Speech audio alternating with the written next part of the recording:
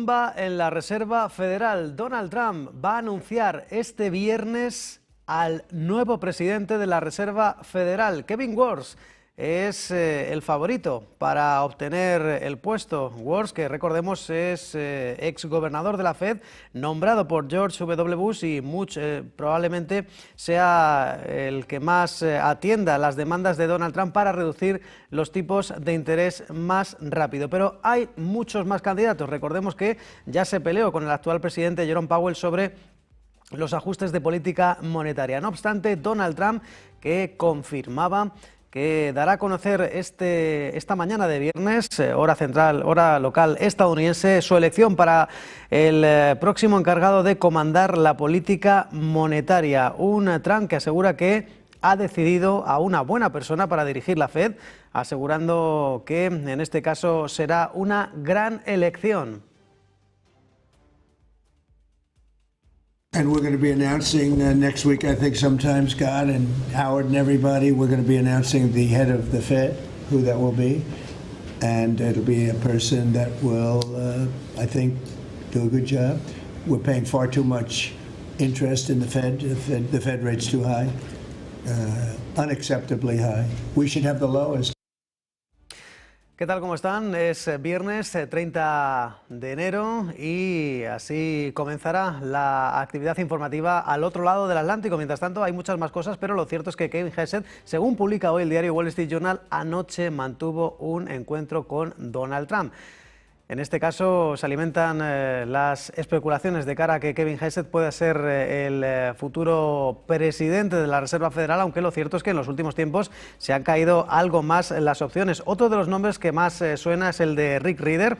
La Casa Blanca parece inclinada por un gestor de fondos para liderar la política monetaria, una cascada de decisiones económicas que pueden marcar 2026 y que el foco está puesto para Donald Trump en seguir aligerando la carga hipotecaria de las familias. Tras meses de deliberaciones, Donald Trump parece llegar al final de la cuestión y con, en este caso, recordemos el anuncio del próximo presidente de la Reserva Federal. We won't have a shutdown. We're working on that right now. I think we're getting close. The Democrats, I don't believe, want to see it either. So we'll work in a very bipartisan way. I believe not to have a shutdown. We don't want a shutdown. Bueno, y Donald Trump, ahí lo acaban de escuchar, parece que está acelerando para evitar el cierre de gobierno federal. Recordemos, un minuto antes de la medianoche de este viernes se cumple el plazo y pese a todo, los senadores demócratas que están aceptando algunas partidas de gastos, ha llegado a un acuerdo para evitar un cierre parcial del gobierno la próxima semana. Recordemos, han aprobado proyectos de ley de gasto para 5 agencias y se ha acordado extender temporalmente la fecha límite para el paquete final, que es la financiación para el Departamento de Seguridad Nacional. Pero continúan las negociaciones. Los demócratas exigen restricciones a la ofensiva migratoria de la administración Trump. No obstante, desde la Cámara de Representantes, que debe aprobar esos cambios, está en receso hasta el lunes. Un Donald Trump que afirmaba que estaban muy cerca de lograr el acuerdo con los demócratas para evitar este cierre de gobierno. Recordemos, sería el segundo cierre después del más largo de la historia, entre los meses de octubre y noviembre, y que tuvo una duración de 43 días. Los demócratas que se han negado a aprobar el aumento de fondos para la política migratoria de Trump y para el Departamento de Seguridad Nacional. We won't have a shutdown. We're working on that right now. I think we're getting close. The Democrats, I don't believe, want to see it either. So we'll work in a very bipartisan way. I believe not to have a shutdown. We don't want a shutdown. Bueno, pues continúan esos acuerdos de mínimos para evitar el cierre de gobierno, pero Donald Trump que continúa con su política más beligerante en el ámbito comercial, porque ha anunciado que va a imponer aranceles del 50% a todos los aviones canadienses vendidos en Estados Unidos si Ottawa no cambia sus prácticas de certificación. Un Donald Trump que en las redes sociales explicaba que las autoridades canadienses han bloqueado la aprobación de aviones Gulfstream, lo cual ha llevado a Washington a avanzar hacia el descertificado de esos aviones Bombardier Global Express y otras aeronaves que se fabrican en Canadá. Trump que acusa al país vecino de negarse injusta, ilegal y persistentemente, dice, a certificar esos modelos, los modelos Gulfstream, describiendo este proceso como un obstáculo para las ventas. Señala Donald Trump que Canadá está prohibiendo efectivamente la venta de este tipo de aeronaves en Canadá mediante ese proceso de certificado. Bueno, pues amenaza arancelaria de Donald Trump a Canadá y también ha firmado una orden ejecutiva que instruye el establecimiento de un sistema de aranceles para los países que, atención, suministren petróleo a Cuba. Una orden que ha declarado emergencia nacional por, dice, la amenaza inusual y extraordinaria que representan las políticas cubanas, a las cuales el presidente estadounidense ha alegado que están diseñadas para perjudicar a su país y apoyar a otros países hostiles, a grupos terroristas y actores malignos que, dice, buscan destruir a Estados Unidos. Este razonamiento se sustenta en la decisión que describe, dice, las acciones de Cuba como repugnantes a los valores morales y políticos de las sociedades democráticas. Donald Trump, que continúa en su ofensiva, avanza para imponer aranceles a los proveedores de crudo hacia Cuba. Y concluye el primer día de negociaciones entre Corea del Sur y Estados Unidos sin acuerdo para, en este caso, evitar los aranceles del 25%. El secretario de Comercio estadounidense se reunía con su homólogo surcoreano, Kim Jong-un, donde han terminado esas conversaciones sin alcanzar un acuerdo. Eso sí, han acordado reunirse este viernes, según publica la agencia oficial surcoreana Yonhap. Ambos se reunían ayer en Washington después de que Donald Trump amenazara con aumentar aranceles a los productos surcoreanos del 15 al 25%, asegurando que Seúl se ha demorado en ratificar el acuerdo comercial que se alcanzó el pasado mes de julio. No obstante, Howard Landing asegura que han tenido conversaciones extensas, constructivas, y han acordado reunirse de nuevo este viernes por la mañana, aunque eso sí, todavía no han llegado a una conclusión. Y por cierto que ayer Donald Trump apareció en la alfombra roja durante la proyección de Melania, un documental sobre la primera dama, un documental el cual ha calificado Donald Trump de importante película y que además ha elogiado el papel de su esposa, asegurando que es inteligente e influyente, asegurando que a veces le compensa algunas tomas de decisiones. No obstante, Donald Trump, que también aludía sobre la frecuencia con la que discuten sobre política, pues bien, el presidente estadounidense aseguraba que su esposa desempeña un papel importante en su toma de decisiones, asegurando que es una verdadera, dice, historiadora, asegurando que conoce la historia de muchos países, especialmente los Estados Unidos, y es alguien con quien cuenta para tomar decisiones.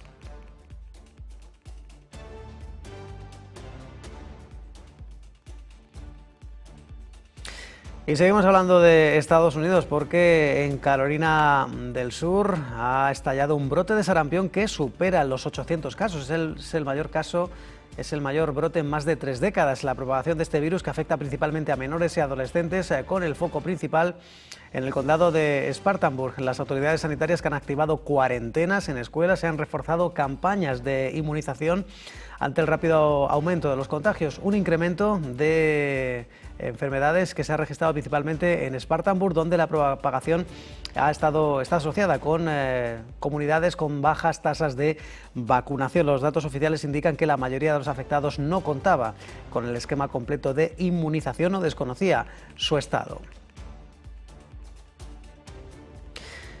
Y Donald Trump, que asegura que Vladimir Putin ha aceptado su petición de no atacar Ucrania durante una semana debido al frío extremo que afecta a la región. Trump dice que mucha gente le había aconsejado no llamar a su homólogo ruso por si era una pérdida de tiempo, pero finalmente ha celebrado que Putin haya respondido afirmativamente, aunque eso sí, no ha dado más detalles acerca de esa llamada ni de esa decisión. Trump, que ha dicho que en Ucrania casi no se creía en la noticia y que están muy contentos. De momento, Zelensky con mucha cautela.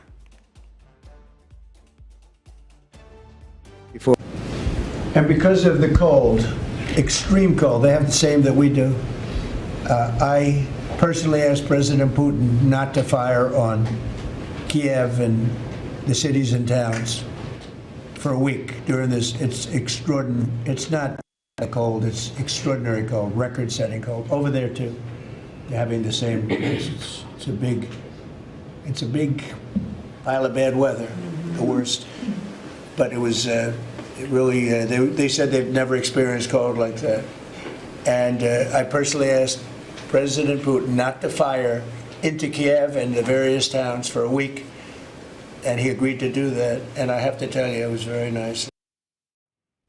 Y esta pasada noche el canciller germano Friedrich Merz ha saludado esos esfuerzos para el cese de ataques rusos contra infraestructuras ucranianas y por alusiones, evidentemente, el presidente Zelensky que espera que este cese de ataques rusos por el frío que anunciaba Donald Trump se haga realidad. Recordemos, el presidente ucraniano espera que ese supuesto acuerdo con Moscú para parar los ataques contra ciudades ucranianas debido al frío extremo se cumpla y se haga realidad y ha sugerido que podría comenzar esta misma noche.